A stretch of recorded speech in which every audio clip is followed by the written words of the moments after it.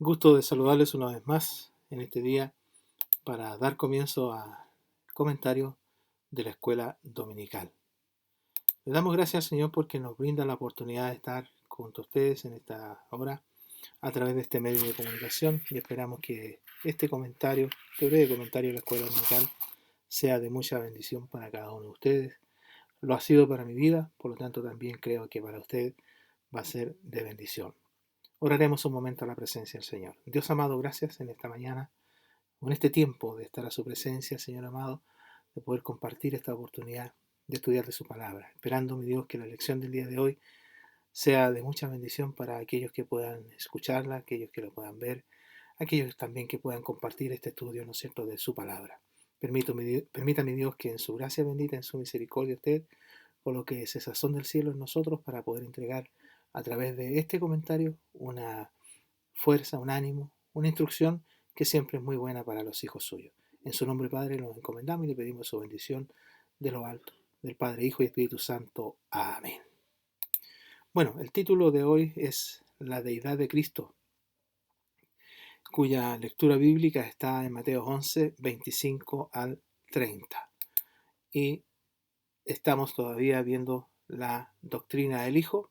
Estamos en la lección número 5 de hoy domingo 26 de julio y esperamos con la ayuda del Señor, como ya lo hemos encomendado delante de Él, que Él nos provea de su gracia bendita para estudiar la lección de hoy.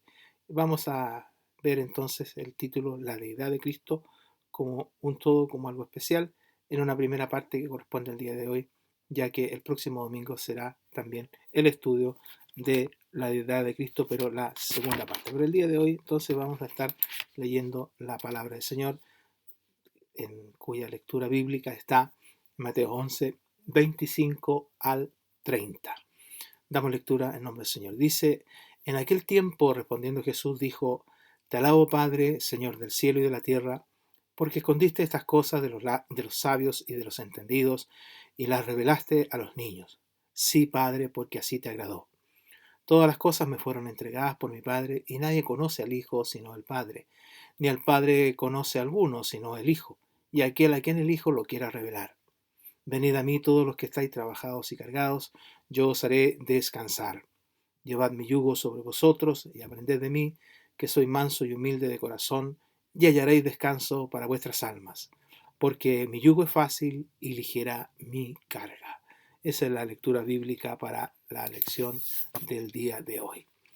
Tenemos un breve comentario en relación a estos versos leídos y esperamos, mediante la ayuda del Señor, poder transmitir a ustedes aspectos fundamentales de en lo que está basada la lección.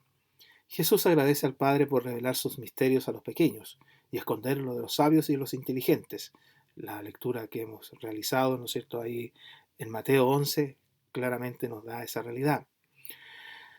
Debemos unirnos a Jesús en agradecer al Padre por revelarse Él mismo a nosotros. Pidamos la gracia de estar entre los pequeños, capaz de agradecer a Dios y de maravillarnos por su grandeza, especialmente la grandeza de su amor y compasión por nosotros. Deidad tiene el significado de un ser sobrenatural al que se le rinde culto. Tiene poder sobre un ámbito concreto de la realidad y sobre el destino de los humanos. La deidad del Señor Jesucristo es un principio esencial y no negociable de la fe cristiana.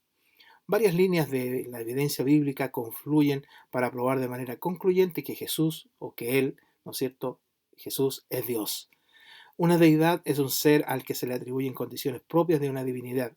El término, que proviene del vocablo latino deitas, se puede utilizar como sinónimo del dios o de los dioses de una religión. Las deidades, por lo tanto, son seres sobrehumanos que exceden a lo natural. Esto lo vemos, ¿no es cierto?, en el expositor, en que deidad, ¿no es cierto?, tiene el significado de un ser sobrenatural que se rinde culto, tiene poder sobre un ámbito concreto de la realidad y sobre el destino de los humanos. La Biblia posee afirmaciones asombrosas en cuanto a la deidad de Cristo.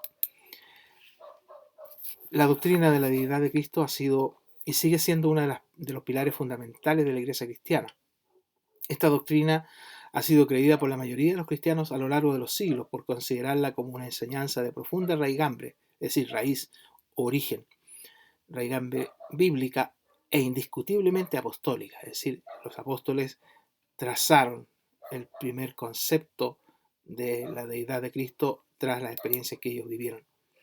A sus oponentes les dijo: antes que Abraham fuera, yo era.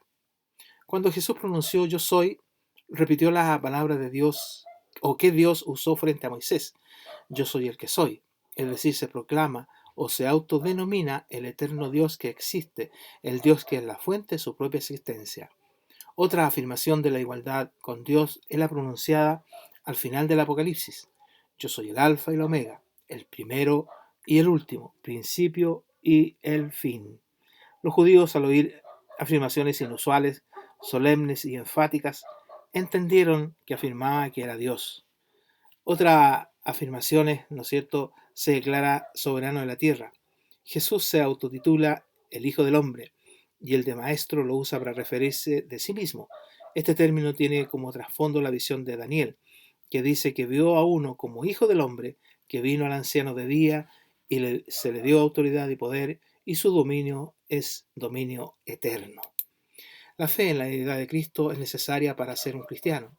Es una parte esencial del Evangelio de Cristo del Nuevo Testamento. Sin embargo, en todos los siglos la Iglesia se ha visto obligada a vérselas con personas que dicen ser cristianas, mientras que al mismo tiempo niegan o distorsionan la deidad de Cristo. La enseñanza incuestionable en el Nuevo Testamento es que la expresión Hijo de Dios, con referencia a Jesús, es un título de su deidad. Jesús reconoció ese título y lo aceptó como algo propio, perteneciente a su persona. Tenemos el testimonio de Dios el Padre en Salmos 2, verso 7. Jesús reconoció su paternidad, que Él era Hijo del Padre, Mateo 16, 17. Fue declarado por quienes lo conocieron, Mateo 16, 16. Anunciado por ángeles, Lucas 1, 35.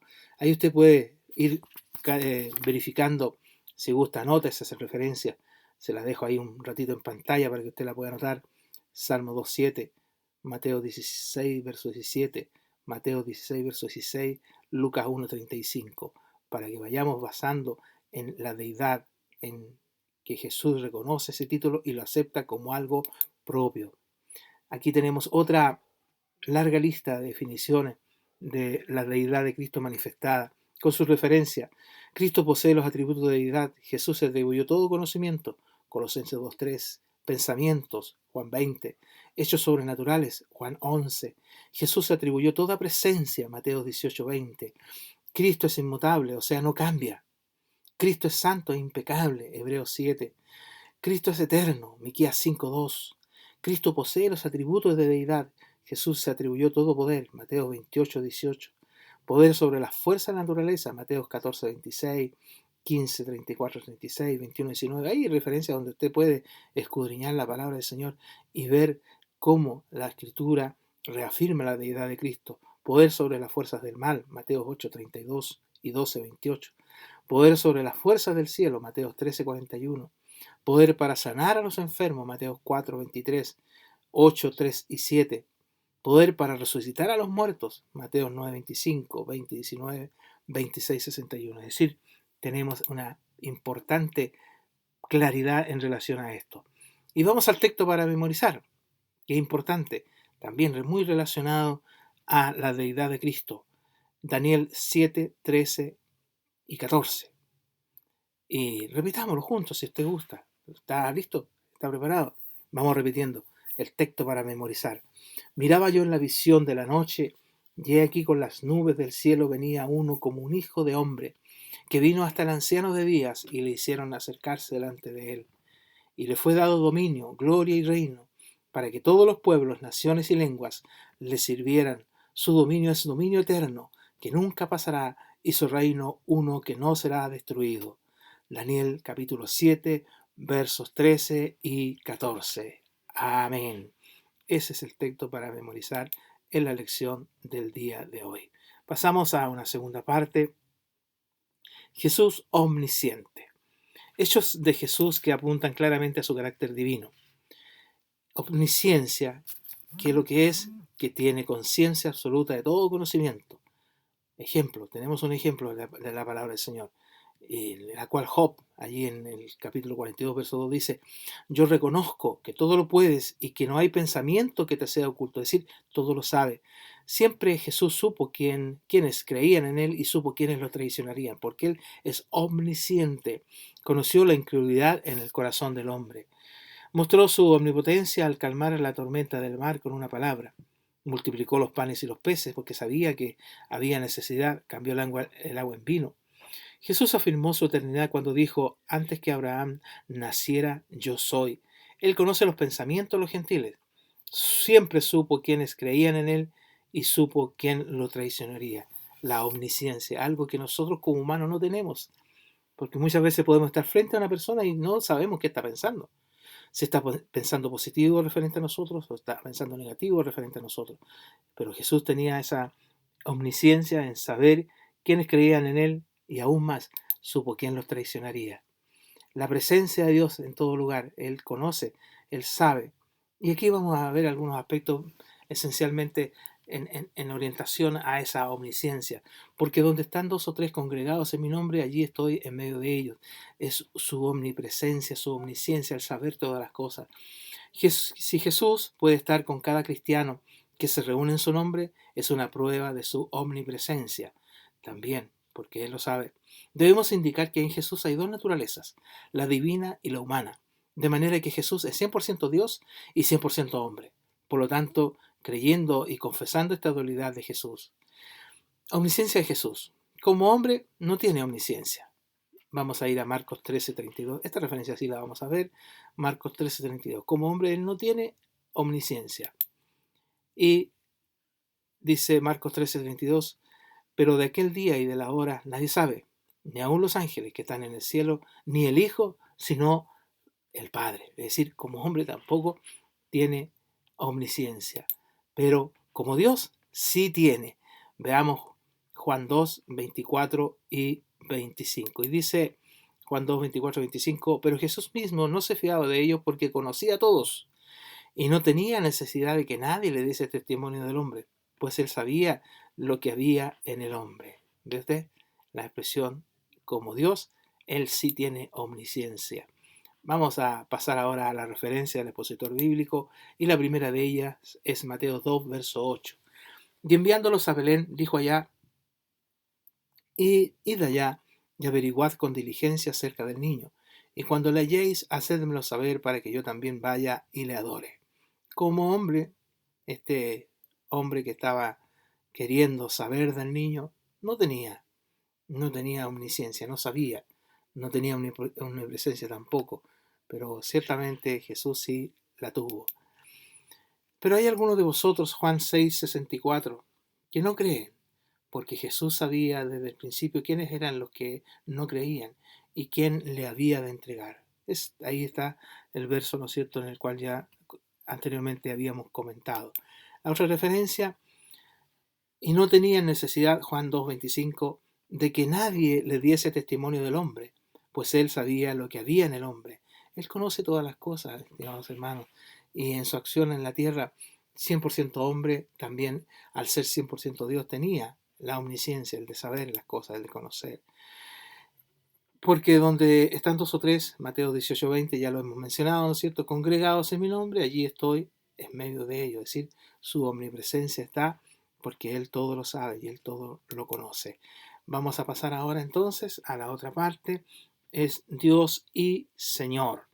El Nuevo Testamento afirma la plena y absoluta deidad de Jesucristo, en donde repetidas veces en los versículos le llama a Jesús Dios o Señor, Hijo de Dios. Pablo escribe que toda la plenitud de la Trinidad habita en forma corporal en Cristo. Cristo es real y plenamente Dios, legítimamente Emmanuel, Dios con nosotros. Los evangelistas, escribiendo en el periodo posterior a la resurrección, tenían en mente el concepto de Hijo Divino y el sentido estricto que el título Hijo de Dios está abierto al significado de Hijo Divino en el sentido trascendental, se hace patente de la manera en que Jesús llama a Dios no nuestro Padre, sino mi Padre. El concepto de la singularidad del Hijo es calificado a través de la idea de la relación de obediencia al Padre, Dios y Señor. La Biblia confiere a Cristo el nombre de Dios. En el relato de la anunciación del nacimiento de Cristo, Mateo cita al profeta Isaías y dice, he aquí una virgen concebirá y dará a luz un hijo y llamará su nombre Emmanuel, que traducido es Dios con nosotros. Eso usted lo puede ver en Mateo 1, verso 23. La frase Dios con nosotros, Pablo nos la explica mejor en Filipenses 2, 5 al 11. Se lo dejo como tarea para que usted pueda también investigar en relación a esta temática. ¿No es cierto? La frase Dios con nosotros, la reiteramos para que usted pueda afianzarse en ese concepto. Pablo la explica mejor en Filipenses 2, 5 al 11. Así que le invito también a que usted en algún momento pueda estar leyendo esos versos. Haya pues en vosotros, y este es lo que dice ahí en la referencia que acabamos de mencionar, haya pues en vosotros este mismo sentir que hubo también en Cristo Jesús, el cual, siendo en forma de Dios, no estimó el ser igual a Dios como cosa a que aferrarse, sino que se despojó a sí mismo, tomando forma de siervo, hecho semejante a los hombres, y estando en la condición de hombre, se humilló a sí mismo, haciéndose obediente hasta la muerte y muerte de cruz. Por lo cual Dios también lo exaltó hasta lo sumo, y le dio un nombre que es sobre todo nombre, para que en el nombre de Jesús se doble toda rodilla de los que están en los cielos y en la tierra y debajo de la tierra, y toda lengua confiese que Jesucristo es el Señor, para la gloria de Dios Padre. Entonces ahí se afianza en este verso leído, ¿no es cierto?, la realidad de Dios y Señor que Él dejó, ¿no es cierto?, se despojó a sí mismo y tomó la forma de siervo para ser portadores de bendición hacia nuestras vidas. La naturaleza humana de Jesús le otorgó la capacidad de experimentar el dolor y la muerte. La naturaleza humana de Jesús no consistió en su carácter, ya que estaba ligado con la naturaleza divina. De ese modo ganó la dignidad de ser adorado y la incapacidad de pecar. Pasamos también a las referencias, tres referencias que tenemos en esta parte en Dios y Señor, la cual la primera es Colosenses 1, verso 9, dice, por lo cual también nosotros, desde el día que lo oímos, no cesamos de orar por vosotros y de pedir que seáis llenos del conocimiento de su voluntad en toda sabiduría e inteligencia espiritual. Qué importante este verso y qué especial para cada uno de nosotros, en el cual debemos orar, cada uno por el hermano, por la hermana. Aquellos que están a cargo de grupos puedan orar por sus hermanos, tenerles paciencia a sus hermanos, pero el propósito final sea el que sean llenos del conocimiento de la voluntad de Dios en toda sabiduría e inteligencia espiritual, para que en ello esté la gracia, esté la virtud, esté la orientación del Señor, para que sepan entender cuáles son los propósitos de Dios en esta realidad que nos toca vivir, no el propósito nuestro, no el propósito de hacer nuestra voluntad, que yo hago lo que yo quiero o yo mando lo que yo quiero y tienes que obedecerme. No, todo está ligado a la voluntad de Dios, todo está ligado en su maravillosa sabiduría, en la inteligencia espiritual. Eso es lo que hay que pedir a Dios para nosotros y para los hermanos. Aquí como el apóstol le escribe a los colosenses y le dice esto, que no cesa de orar por ellos, y nosotros en este tiempo también no cesemos de orar por el pueblo de Dios para que sea llenos del conocimiento de su voluntad y en toda sabiduría e inteligencia espiritual. Que la bendición de Dios sea en cada uno de ellos, de nuestros hermanos, de nuestras hermanas, de los jóvenes, señoritas, de los niños. La otra referencia, Filipenses 2.9, dice, por lo cual Dios también le exaltó hasta lo sumo y le dio un nombre que es sobre todo nombre. ¡Qué bendición! Sobre todo nombre, el ser llamado Hijo de Dios, nosotros, pero también estar a la diestra de Dios el Padre, Jesús, en esa condición tan maravillosa que Él alcanzó esa bendición. Mateo 1.23 dice, y aunque era hijo, por lo que padeció, aprendió la obediencia, y habiendo sido perfeccionado, vino a ser autor de eterna salvación para todos los que le obedecen. ¿Ve usted? Él al ser hijo, pasa también a constituirse en un hombre, pero mantiene la realidad de ser un Dios y Señor. Padeció por la obediencia, aprendió, ¿no es cierto?, allí en el padecimiento de la obediencia y fue perfeccionado. Y Él viene a ser el autor de nuestra salvación. Y esperando que en su gracia bendita día tras día Él esté fortaleciendo nuestras vidas a través de su palabra, cada día nosotros podamos tener en nuestra vida el conocimiento de la deidad de Cristo. Como le decía al comienzo, vamos a tener, ¿no es cierto?, una segunda parte el próximo domingo y esperamos también que usted pueda estar atento a ese comentario que en ese día se realizará. Pero ahora en un comentario final en relación a lo que hemos analizado, por cierto, brevemente y dentro de lo que el Señor nos da para poder compartir con ustedes, que en el estudio bíblico de la Escuela Dominical de hoy hemos continuado analizando la doctrina del Hijo, cuyo título es La Deidad de Cristo. Hemos evidenciado las importantes realidades de Jesús omnisciente y Dios y Señor. Claramente la evidencia bíblica no deja lugar a duda tocante a la naturaleza de la persona de Jesucristo. Los títulos usados referentes a su persona, los atributos que demostró tener, las prerrogativas de las que hizo uso durante su ministerio terrenal, dejan de manifiesto que Cristo fue más que un simple hombre. Si se acepta el testimonio de los evangelios, debe aceptarse también que Jesús, por las cosas que hizo y por las que dijo, demostró que era Dios manifestado en la carne. Jesús es Dios en carne humana. Él no es mitad Dios y mitad hombre. Él es completamente divino y completamente humano. Esto quiere decir que Jesús tiene dos naturalezas, divina y humana. Jesús es la palabra, el verbo, que era Dios y estaba con Dios y que fue hecho carne. Usted lo puede ver en Juan 1, 1:14. Esto significa que la misma persona de Jesús existe en una naturaleza humana y una naturaleza divina. La naturaleza divina no fue cambiada, no fue alterada, se mantuvo. Él no es meramente un hombre quien tenía a Dios adentro, ni un hombre que manifestaba el principio de Dios. Él es Dios, la segunda persona de la Trinidad. El Hijo es el resplandor de su gloria, la imagen misma de su sustancia, y quien sustenta todas las cosas con las palabras de su poder. Hebreos 1:3. Las dos naturalezas de Jesús no están mezcladas juntas, ni están combinadas en una nueva naturaleza Dios-hombre. Están separadas, pero funcionan como una unidad en la persona de Jesús. Finalmente, y tomando solo dos frases de un conocido escritor cristiano llamado John MacArthur, dice en uno de sus libros: nunca nos encontraremos en un lugar en el que Cristo no pueda hallarnos, y ninguna tormenta es tan severa para que Él no se apiade de nosotros. Jesús protege a quienes le pertenecen y nunca les fallará ni los abandonará. Otra de sus frases dentro de uno de esos libros que escribió: el relato de Juan resalta el poder divino de Cristo, pues por su palabra sus enemigos cayeron de espaldas al suelo. Este es el poder del gran yo soy, de Emmanuel, Dios con nosotros, el Rey de Gloria. Gracias al Señor por esta bendición de haber tenido el estudio de la palabra del día de hoy, y esperamos que en su gracia bendita, en su misericordia, el Señor le esté dando a usted, a través del estudio de esta lección, una bendición muy especial.